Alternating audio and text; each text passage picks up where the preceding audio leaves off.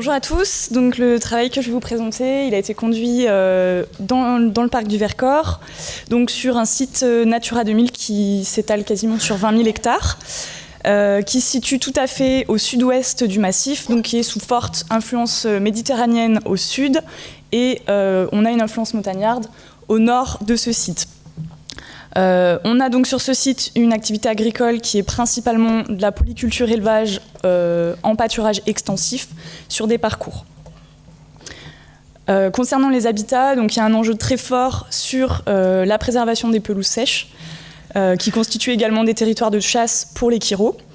On a également donc une diversité de faciès qui est assez importante en fonction des conditions locales qui sont assez variables, et une structuration des habitats en mosaïque assez fine. Au sein d'une même parcelle, on a parfois retrouvé entre 5, 6 ou 7 habitats différents, imbriqués de manière assez fine.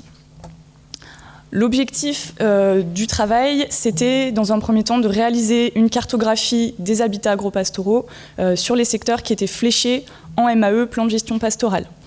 Mais à ça, il manquait quand même l'aspect évaluation de l'efficacité des mesures. Donc on avait besoin de mettre en place des outils qui permettaient de se dire, au terme des 5 ans, qu'est-ce qui s'est passé sur ces parcelles.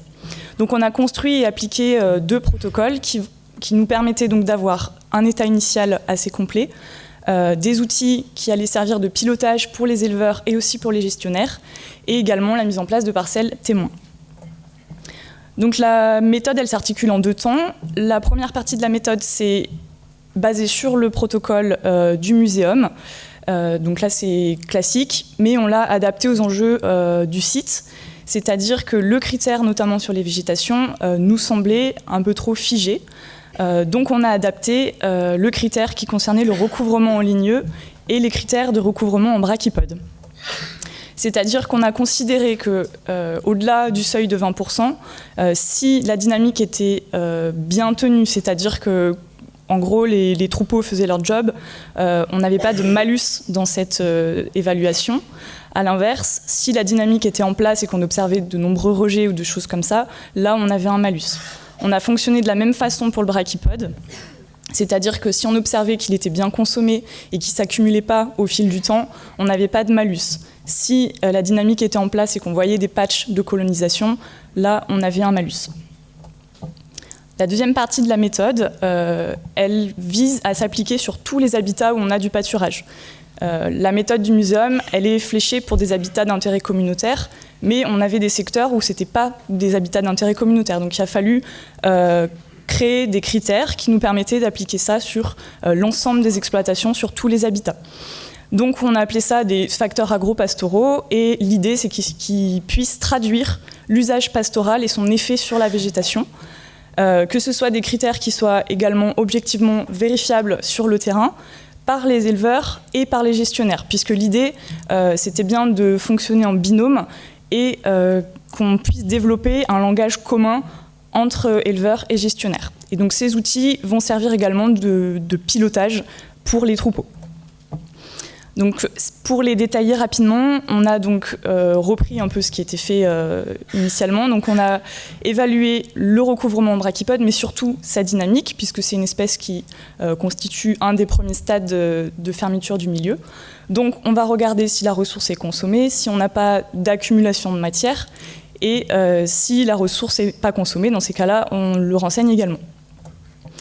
Concernant la dynamique ligneuse, on va évaluer donc son recouvrement, mais surtout, dans ce cas-là, ce qui nous intéresse, c'est d'évaluer la dynamique et donc son niveau de consommation, puisqu'on a considéré ici le ligneux comme une ressource pastorale à part entière. Donc l'idée, quand on est sur la parcelle, c'est d'observer si cette dynamique elle est contrôlée, c'est-à-dire qu'on n'a pas d'accumulation de la matière au pied du ligneux, si les animaux viennent bien vraiment détourer l'ensemble du ligneux, et si on a des traces de consommation au niveau des feuilles, des bourgeons, etc. A l'inverse, une dynamique qui serait non contrôlée est assez facilement vérifiable. On a des rejets, des jeunes et un porc plutôt étalé au sol, à l'inverse d'un ligneux qui est plutôt bien consommé, qui va pousser de manière verticale. Ensuite, on a une sorte de triptyque, donc de 3 indicateurs qui se succèdent. Donc, ce sont, dans un premier temps, l'évaluation du recouvrement des plantes en rosette. Donc, ces espèces-là, elles vont apparaître lorsqu'on a une consommation répétée de l'herbe au niveau de sa croissance. Donc on va affaiblir les herbacées et ça va donc sélectionner les plantes qui échappent au pâturage.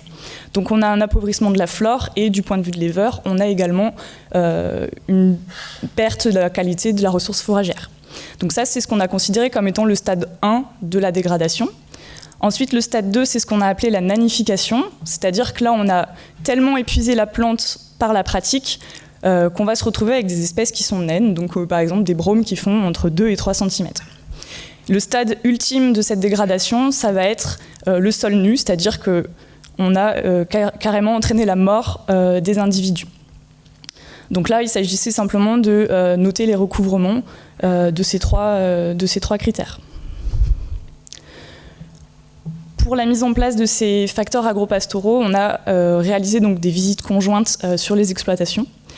Et on a fait coller donc, les calendriers de pâturage avec les besoins des animaux pour essayer d'avoir des circuits de pâturage qui soient cohérents avec les besoins des éleveurs.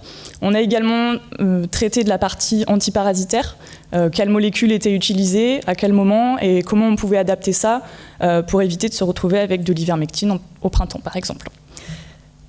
Ensuite, on a donc fait pas mal de propositions. La liste est loin d'être exhaustive, mais par exemple, si on a un objectif de maîtriser la dynamique ligneuse, l'idée et la préconisation, c'était de caler l'entrée de son troupeau sur la parcelle au moment où, par exemple, les ronces et les ligneux vont commencer à pousser, puisque c'est à ce moment-là où les animaux vont trouver la pousse de ronces la plus appétante. Idem pour le brachypode, c'est souvent une espèce qui est pas très bien vu d'un point de vue de l'éleveur. Or, en hiver, c'est quelque chose qui est assez intéressant. Donc voilà, ça faisait partie des quelques préconisations qu'on pouvait apporter, entre autres. En termes de bilan, donc pour le protocole du muséum qu'on a adapté, on l'a appliqué sur 24 polygones, ce qui représente, donc c'est dans 7 exploitations différentes, avec une moyenne de 76 sur 100, donc qui est plutôt...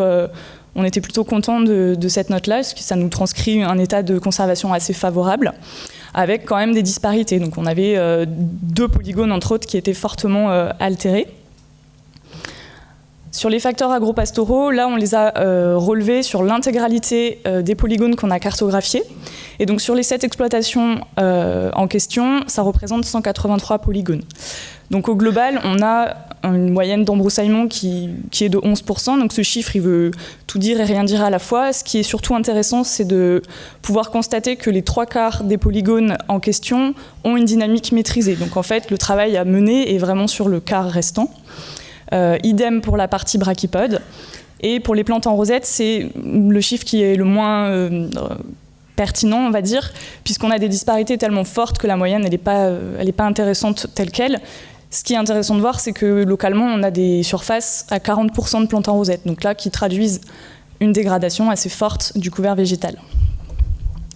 Si on se focalise sur le cas des ligneux, on a considéré donc qu'entre 10 et 30% de recouvrement en dynamique stable et maintenu par les troupeaux. L'intérêt, il était vraiment double.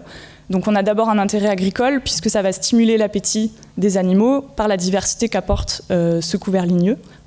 Ça va créer des zones de chaume et également un report sur pied de la ressource, c'est-à-dire qu'on va, avec l'ombre projetée du ligneux, avoir un décalage de la pousse de l'herbe. Et pour la biodiversité, je fais court, mais c'est des refuges, des zones de nidification, d'habitat, et c'est également de la ressource. En termes de bilan, et si on peut comparer les deux, on a constaté, et l'idée elle était bien là, que ces 2 protocoles, ils sont convergents en termes de résultats, et souvent, les facteurs agropastoraux permettent d'expliquer aussi la note qu'on a obtenue avec le protocole du muséum. Je vous parlais des 40% de plantes en rosette tout à l'heure.